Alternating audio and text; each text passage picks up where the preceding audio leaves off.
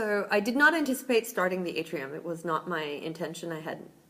This was kind of like an evolution that started. I started with Upcycle Pop. I wanted to create a market for upcycled and repurposed items. And I looked for a place to do a temporary activation. Thanks to Power and Alliance, I found this building and I met Jonathan, the landlord. And he really liked what we were doing, and we continue to do more activations, more Upcycle Pop markets here at the building. Now we've expanded Upcycle Pop and we're going outside of the building. But the landlord really liked what we were doing and the artist really liked, and so he suggested I start a co-working space here. And so we started a little co-working space, and that co-working space just continued to expand. So we've separated now and called the building itself the atrium, which is actually the people that are in the building. And then we have Upcycle Pop, which is the market for upcycled and repurposed items. And we're also like an artist group that creates installations for sustainability. The reason I think it's really important that we support this startup weekend on sustainability is because we're all about sustainability. We just started our nonprofit called UpKindness, and we are all about making sure that we are omniconsiderate to all species and their environments. So we want to make sure that there is a world that is thinking on the terms of circular design, thinking about upcycling, because upcycling really is the in-between the linear economy which we're on and the goal of the circular economy. So we have to kind of bend that linear somehow, and upcycling is the way to get to circular economy. So that's why I wanted to participate. Okay, and you've addressed this a little in the first, but why do you feel the issue of environmental sustainability is an important one, not only for the city, but you as a business owner, and how does the circular economy play into this issue? I think we are kidding ourselves if we think that we have time.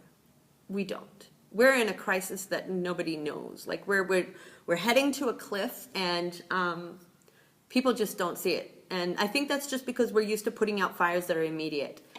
And if we don't act now, we're going to see, our children are going to see the effects of this. In just 2050, we're going to have more plastic in our oceans than fish. We are going to have detrimental effects to our livestock. I think the UN just came out with a brand new report on Monday that 1 million species are going to be extinct. And that's going to have a detrimental effect on us humans, who are selfish because we only think about ourselves. But we need to start being omniconsiderate. We need to start thinking about how what we create, what we design, affects everything. And what is circular design? That is thinking about not just your product, how I'm going to create it and how I'm going to sell it and get an IPO. No, it's also what's the end of life of that product? What happens when it's out of use? Can it be recycled back in? Can it go back to the earth and help nourish something?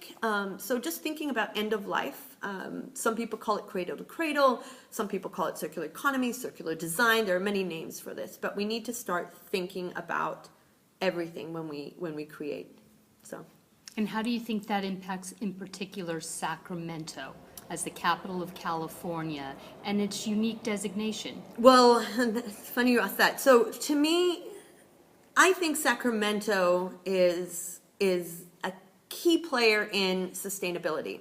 For the reason is that California is leading the country in being a sustainable state. And Sacramento is the capital of California. So we have to lead by example, and we have to actually make use of our proximity to all the people that are here in the state. So, we have access to being part of legislation. We have access to being part of this stuff. And so I think Sacramento should be the leader, should be, what's the word it's just this. The cutting edge gladiator for sustainability. Yes, I think we should be leading. Los Angeles has the movie industry. San Francisco has a lot of tech, but the sustainability issue is something that really needs to take focus, and it really needs to be pushed forward. And I think Sacramento is the perfect place to do that. So the Atrium recently hosted Sacramento Mayor Darrell Steinberg in a community discussion around growing our city's creative economy. Mm-hmm.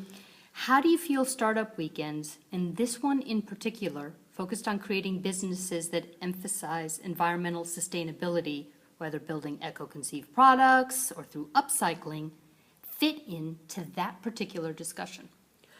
So I spoke to the city council just last week, because the reason we're working on the creative economy is because we need to invest in the creative economy, because it's creative people that are the entrepreneurs. That, people tend to think that the creative people are the painters and ballet and opera, and yes, it's all that, but it's also the people that invent, that are entrepreneurs, that risk it all, that speak up, act out. These are the people that are the creative economy. They're the ones that are coming up with solutions. And we really need to think of it as a creative mindset.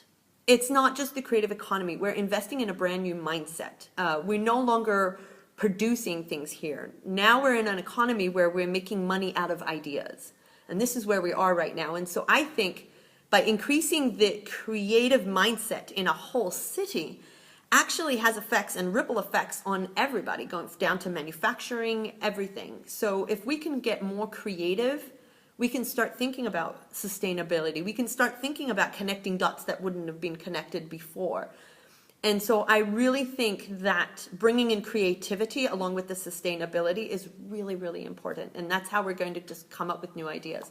So to me, an inventor is a creative. An entrepreneur is a creative. And I definitely want to get people stopping to think about I want to come up with this and just get to an IPO and that's not the mindset that we need to be in. That's like 1980s mindset. We have to face this crisis, and I'd like to help build companies that do good. Okay. And finally, do you have any parting words of advice for our would-be entrepreneurs as they embark on this adventure of creating eco-centric businesses from the ground up? Yes. I think, one, it's important to be omni-considerate, meaning think about how this affects everybody around, positive, negative, do the what-ifs, and then try to solve big problems. Small problems are good, and that's great, and try to figure out the big problems. It's hard. Being an entrepreneur, I have to say this, self-care is really important. I know this because I'm terrible at it. But self-care of getting sleep, even though this startup weekend, you're probably not going to get much sleep at all. But I think just taking care of yourself so that, you drink water and try to get sleep. It's hard. And you're going to wake up with cold sweats and get freaked out that a lot of people rely on you.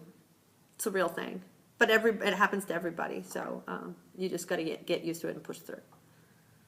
Great. Thank you for taking time to speak with us today. Thank you.